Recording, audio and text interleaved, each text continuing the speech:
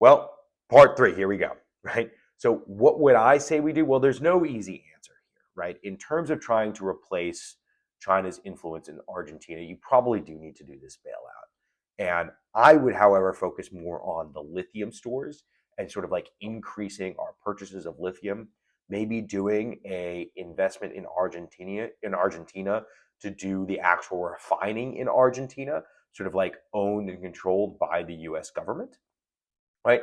That would sort of be a way to prop up Argentina, try and like do your own chip stacking against China for negotiations that are coming up next week, while still trying to protect the US industry.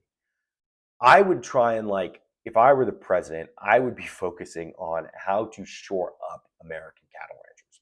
If we want to help them and in turn lower beef costs for the majority of Americans, cutting them out and just importing, right, beef from Argentina is probably not the strategic thing to do, right? Probably we should be looking at all along this chain, all of the inputs on this chain. How can we sort of like make this more efficient, right? So we are not hurting ourselves in our domestic production of beef.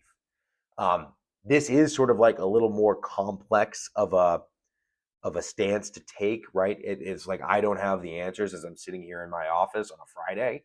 Um, but for sure, a long term solution is not just flooding the US market with cheap Argentinian beef to bail out Argentina at the expense of our own American cattle ranchers.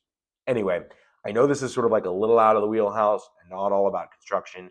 I do want to talk more about that. I might do that today, over the weekend, or Monday, on sort of what I wrote about in terms of housing costs yesterday. But as always, if you have any questions or comments or want to help educate me on cattle ranching, please let me know. Like and subscribe. Your margins will thank you.